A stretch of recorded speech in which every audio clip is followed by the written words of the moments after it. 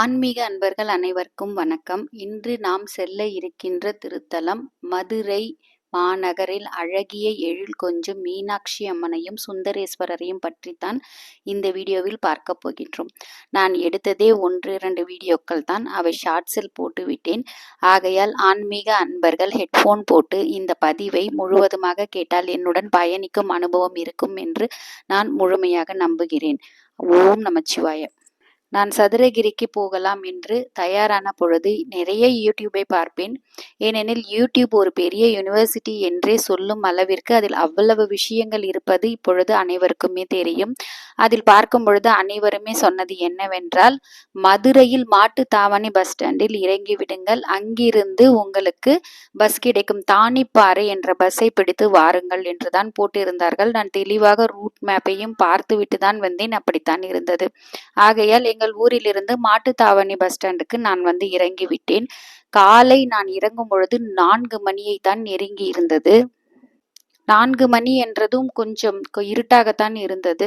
சரி, அங்கிருந்து சதுரகிரி சென்று விடலாம், அங்கிருந்து மலை ஏற்றத்திற்கு கரெக்டாக இருக்கும். ஏனெனில் சதுரகிரி 6 முதல் 12 மணி வரை திறந்திருக்கும் என்று போட்டிருந்தார்கள். அதன்படி நாம் சென்று விடலாம் என்று கணக்கு செய்தேன். ஆனால் அங்கே சென்றிருந்த பொழுதுதான் தெரிந்தது, அங்கே தானிப்பாறை என்ற பஸ் எதுவுமே இல்லை. அதற்கு பதில் கிருஷ்ணன் கோவிலில் இறங்கி அங்கிருந்து நீங்கள் சதுரகிரி செல்லலாம் என்று போட்டிருந்தார்கள். ஸ்ரீவில்லிபுத்தூர் போகும் வழியில் தான் சதுரகிரி உள்ளது என்று நான் மேப்பில் பார்த்தேன். அதன்படி நாம் செல்வதென்றால் எப்படி என்று யோசித்த பொழுது, நாமே தனியாக வந்திருக்கிறோம், நமக்கு இவ்வளவு தைரியம் தேவையில்லை என்று ஒரு மனது சொல்லிவிட்டது.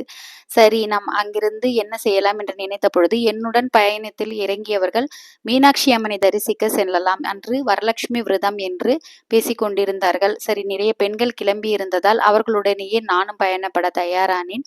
அவர்கள் ஆட்டோ எதுவும் கிடைக்காததால் ஒரு பேருந்து கிளம்பி கொண்டிருந்தது. அந்த கண்டக்டர் சொன்னது என்னவென்றால், சிம்மக்கல்லில் இறங்கி அங்கிருந்து 1 கிலோமீட்டர் நடந்து செல்ல வேண்டும் என்று சொன்னார். சரி, அது அங்கே போய் பார்த்து கொள்ளலாம், வேற பஸ் எதுவும் விசாரித்த போது அதுவும் இல்லை என்றுதான் சொன்னார்கள். சரி, அந்த பஸ்ஸில் ஏறிவிட்டோம். 25 ரூபாய் பயணச்சீட்டு வாங்கி கொண்டு அங்கிருந்து சிம்மக்கல்லில் இறக்கிவிட்டார். அங்கிருந்து நடக்கலாம் எப்படி என்று கேட்கும் பொழுது, அங்கே ஒரு ஆட்டோக்காரர் எங்களை கேட்டார், நீங்கள் எத்தனை பேர் இருக்கிறீர்கள் என்று. நாங்கள் 8 பேர் இருக்கிறோம் என்று சொன்னோம். சரி, ஆளுக்கு 10 ரூபாய் கொடுங்கள், நான் மீனாட்சி அம்மன் கோவில் வாசலிலேயே இறக்குகிறேன் என்று சொன்னார். அப்பொழுது மணி 4:30.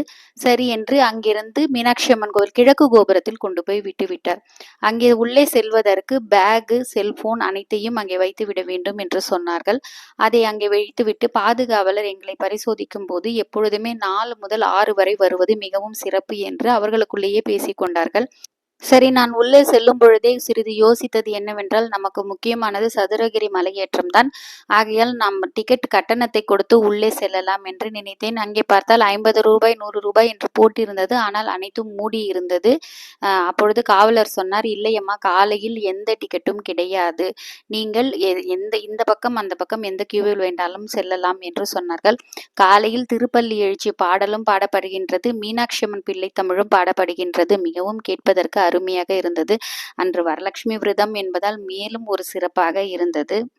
எங்களுடனேயே லைனில் நின்றவர்கள் ஒரு 2-3 பேர் மீனாட்சி அம்மனுக்கு பட்டுப்புடவை வாங்கி மாலை எல்லாம் சாற்றுவதற்கெல்லாம் வந்திருந்தார்கள். பார்ப்பதற்கு இப்படிப்பட்ட சிறப்பான நாளில நமக்கு அம்மன் தரிசனம் கொடுக்கிறார் என்று மனதுக்குள் பெரும் சந்தோஷமாக இருந்தது. முடிந்தவரை அந்த லைனில் நிற்கும் பொழுது ஒரு 10 நிமிடம் அங்கே உட்கார்ந்து தியானம் செய்து அந்த ஈர்ப்பு விசையை கொஞ்சம் எடுக்க வேண்டும் என்று ஆவல் ஏற்பட்டது. அதற்கேற்றாற்போல் சிறிது இடமும் கிடைத்தது. சிறிது நேரம் கழித்து பார்க்கும் பொழுது லைன் அப்படியே நின்று கொண்டிருந்தது. உள்ளே செல்லவே இல்லை, என்னவென்றே தெரியவில்லை. அப்புறம் நான் எனக்கு சதுரகிரிக்கு செல்ல வேண்டும், மணி ஆகின்றது. அங்கேயே நேரம் 5:15 நெருங்கிவிட்டது. என்ன செய்வதென்று எனக்கும் தெரியவில்லை. ஆகையால் நான் செய்தது என்னவென்றால், முன்னே இருப்பவர்களை கொஞ்சம் கொஞ்சமாக நகர சொல்லி, ஐயா, நான் வெளியே செல்ல வேண்டும், சற்று வழிவிடுங்கள் என்று சொல்லிக்கொண்டே போகிறேன். அப்பொழுதுதான் தெரிந்தது, அங்கே திருப்பள்ளி எழுச்சி, ஐயனையும் அம்மையையும் பள்ளி அறையில் இருந்து சுந்தரேஸ்வரரை அங்கே நடராஜரின் சன்னதியில் கொண்டு போய் சேர்க்கும் வைபவம் நடக்கிறது என்று அம்பாளும் ஐயனும் வெண்பட்டுடுத்தி காட்சி கொடுத்தார்கள். அது மிகவும் ஒரு தனிச்சிறப்பாக இருந்தது. அவர்களை பார்க்கும் கண்ணில் கண்கொள்ளா காட்சியாக இருந்தது. நமக்கு முன்னால் இருப்பவர்கள் ஏன் வழிவிடவில்லை என்பது எனக்கு அப்பொழுதுதான் புரிந்தது. ஏனென்றால் நாமே பார்க்கும் பொழுது அம்மையையும் அப்பனையும் விட்டு நகர மனமே வரவில்லை. இதில் யார் மீதும் குற்றமே சொல்ல முடியவில்லை. பிறகு எப்படியோ மனதை சுதாரித்து கொண்டு, இல்லை நாம் வெளியே செல்ல வேண்டும், மணியாகிவிட்டது என்று 5:30 நெருங்கிவிட்டது. அங்கிருந்து ஐயனை கண்டு கழிக்கலாம் என்று சொக்கநாதரிடம் ஆசி பெறுவதற்காக அங்கே சென்றேன். அங்கேயும் லைன் நின்று கொண்டிருந்தது. ஏற்கனவே மீனாட்சி அம்மனிடம் இருந்த அனுபவத்தால் அங்கேயும் சற்று விலகுங்கள் விலகுங்கள் என்று நான் வெளியே செல்ல வேண்டும் என்று சொல்லிக்கொண்டே உள்ளே சென்றேன். அப்பொழுதுதான் ஐயன் அம்மையிடம் இருந்து நடராஜர் சன்னதிக்கு வந்து சேர்ந்தார். நடராஜர் சன்னதி என்பதும் ஐயனிடம் இருந்து தெற்கு முகமாக நடராஜர் இருக்கின்றார். அவரை பார்ப்பதற்கு பேரழகாக இருந்தது. மீண்டும் அந்த நடராஜரை தரிசிக்க முடியுமா என்ற ஆவல் ஏற்படும் அளவிற்கு அப்படி இருந்தது. அந்த சபையில் ரஜத சபை என்று எழுதியிருந்தது. வெள்ளி அம்பலம். அது மட்டும் இல்லாமல் தனி சிறப்பு, கால் மாற்றி நடனம் புரிந்த ஒரே இடம் நடராஜருக்கு இங்குதான் என்றும் போட்டிருந்தது. இதையெல்லாம் பார்க்கும் பொழுது மிகவும் பிரமிப்பாக இருந்தது. அங்கே செல்லும் பொழுது எனக்கும் ஒரு புத்தகம் கொடுத்தார்கள். மீனாட்சி அம்மன் பள்ளி எழுச்சி, திருப்பள்ளி எழுச்சி என்று போட்டிருந்தது. எனக்கு ஏதோ கிடைக்காத பாக்கியம் கிடைத்தது போல் மிகவும் சந்தோஷமாக இருந்தது. அம்மா, நான் ஒரு சாதாரண ஒரு பக்தைக்கு இந்த அளவுக்கு நீங்கள் இறங்கி ஓடி வருவீர்கள் என்று நான் நினைக்கவில்லை என்று என் கண்களில் ஆனந்த கண்ணீர் பெருகியது. அந்த நிமிடம் என்னால் ஒன்றுமே யோசிக்கவே முடியவில்லை. நடராஜ பெருமானை தரிசித்து அங்கே சுந்தரேஸ்வரரையும் பார்த்துவிட்டு, ஐயனே, மீண்டும் என்று உங்களை நான் பார்ப்பேன் என்று நினைத்து கொண்டு நான் வெளியே வந்தேன். வரும்பொழுது அங்கே லட்டு பிரசாதம் சுட சுட செய்து கொண்டிருந்தார்கள். அதை உடனே கொண்டு வந்ததால் எனக்கு இதை கொண்டு நாம் சதுரகிரிக்கு ஏற முடியாது, இப்பொழுது வீட்டிற்கு வாங்கி கொண்டு போக முடியாது என்று 2 லட்டை மட்டும் வாங்கி அங்கிருந்த துப்புரவு பணியாளர்களும் கழிவறை பணியாளர்களும் எல்லாம் இருந்தார்கள். அவர்களுடன் சேர்ந்து கொஞ்சம் உண்டு சென்று விட்டேன். பிரசாதம் தானே, ஆள் கொஞ்சம் கொஞ்சம் கொடுத்ததுக்கே அவ்வளோ சந்தோஷப்பட்டார்கள்.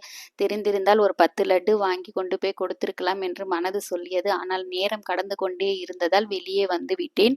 வெளியே வந்தவுடன் ஒரே ஒரு கூழும் கொஞ்சம் குழம்பும் கொடுத்தார்கள். ஒரு டம்ளர் அளவுக்கு கூழ் கொடுத்தார்கள். அதை குடித்துவிட்டு அங்கிருந்து சதுரகிரிக்கு பயணப்பட்டேன். நாம் சென்ற பயணத்தில் முக்கியமான ஒரு நபரை மறந்துவிட்டேன். நம்முடைய முக்குருணி விநாயகர். அவர்தான் அப்பனின் சன்னதிக்கு வழி சொல்வது போலே அங்கே இருக்கின்றார். அம்மைக்கும் அப்பனுக்கும் நடுவில் இருப்பது போல் இருக்கின்றார். ஆனால் எனக்கு சரியாக மேப்பு புரியவில்லை. ஆனால் எனக்கு பார்த்ததற்கு அப்படித்தான் தோன்றியது.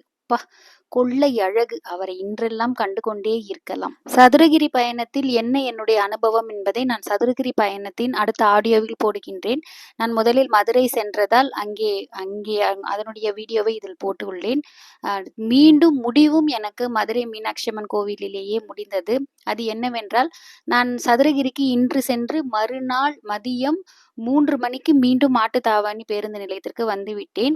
என்னுடைய ஊருக்கு நான் பேருந்து விசாரித்த பொழுது எனக்கு இரவு 9:05க்கு தான் பேருந்து என்று சொல்லிவிட்டார்கள். சரி, என்னுடைய சீட்டை நான் புக் செய்து கொண்டு 6 மணி நேரம் இருக்கிறது, சரி நம்மை மறுபடியும் அம்மன் அழைக்கிறார் போல் இருக்கிறது என்று நான் மீண்டும் மீனாட்சி அம்மன் கோவிலுக்கே சென்றேன். அங்கே பல கோவில்கள் உண்டு. திருப்பரங்குன்றம், பழமுதிர்ச்சோலை, நிறைய கோவில்கள் இருந்தது. ஆனால் நான் மலையேறி விட்டு வந்திருந்ததால் மிகவும் ரிஸ்க் எடுக்க வேண்டாம் என்று நான் நேராக மீனாட்சி அம்மன் கோவிலுக்கே மீண்டும் சென்று விட்டேன். அது ஓரளவுக்கு எனக்கு வழி புரிந்தது என்பதால் அங்கே சென்று விட்டேன். மீண்டும் மீனாட்சி அம்மனை காணலாம் என்று பார்த்த பொழுது, அப்பா, நான் பார்க்காத அளவுக்கு பெரிய கும்பல் இருந்தது. ஆஹா, இன்று நம்மால் முடியாது என்பதை நான் புரிந்து கொண்டேன். மீனாட்சி அம்மனை வெளியில் இருந்தபடியே தரிசித்து கொண்டு காலை வந்ததால் பொற்றாமரை குளம் எல்லாம் எனக்கு ஓரளவு இருட்டாகத்தான் இருந்தது.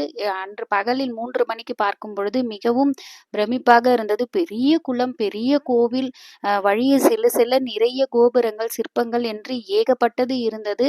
நான் மறுபடியும் முக்குருணி விநாயகரை பார்த்துவிட்டு அம்மையை பார்க்க முடியாது, ஏனென்றால் எனக்கு இருக்கும் நேரமும் குறைவுதான். அதற்குள் நாம் இருக்கும் சன்னதியை பார்க்கலாம் என்று முக்குருணி விநாயகரை பார்த்துவிட்டு அங்கிருந்து சொக்கநாதரை பார்க்க போனேன். மீண்டும் அந்த ரஜத சபையில் நடராஜரை பார்த்து அவரின் அழகில் மெய் மறந்து நின்று விட்டேன். ஏனென்றால் நான் முதலில் ஆன்மீக வழிக்கு வந்ததே சிதம்பரம் நடராஜரின் நேரடி தூண்டுதல் என்றே நான் நினைக்கின்றேன். அதை பற்றிய ஒரு முழு வீடியோவை நான் உங்களுக்காக பதிவிடுகின்றேன்.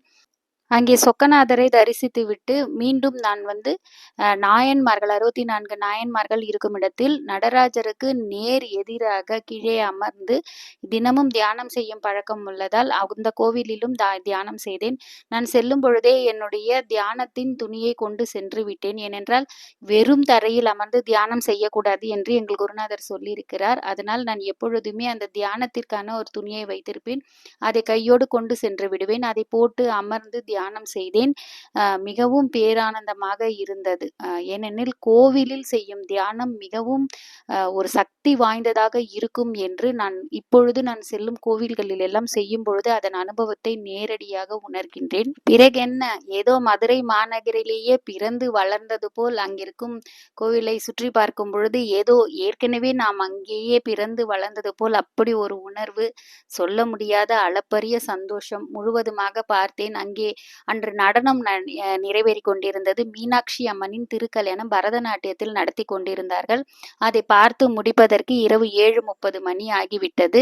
மீண்டும் லட்டு பிரசாதம் மறக்கவே மாட்டேன். அந்த லட்டு பிரசாதத்திற்கு சென்று இன்று 10 லட்டு வாங்கி கொண்டு 5ஐ வீட்டிற்கு எடுத்துக்கொண்டு மித்த 5ஐ அங்கே இருக்கும் அனைவருக்கும் பகிர்ந்து கொடுத்து விட்டேன். கொடுத்து மீண்டும் என்னுடைய இந்த பயணத்தை நிறைவு செய்து என்னுடைய ஊருக்கு பேருந்தில் ஏறி புறப்பட்டு விட்டேன். ஆன்மீக அன்பர்கள் என்னுடன் சேர்ந்து மதுரை மாநகரை சுற்றி பார்த்தீர்களா? எப்படி இருந்தது அனுபவம்? இதேபோல் நீங்கள் எந்த கோவிலுக்கு சென்றிருந்த பொழுது அலர்க்கரிய பேரின்பத்தை அனுபவித்தீர்கள் என்பதை எனக்கு தெரிவிக்கவும். இதை முழுவதுமாக கேட்டிருந்தால் கமெண்டில் பதிவு செய்யவும். ஆன்மீக அன்பர்கள் அனைவருக்கும் கோடான கோடி நன்றிகள், வணக்கங்கள். ஓம் நமச்சிவாய.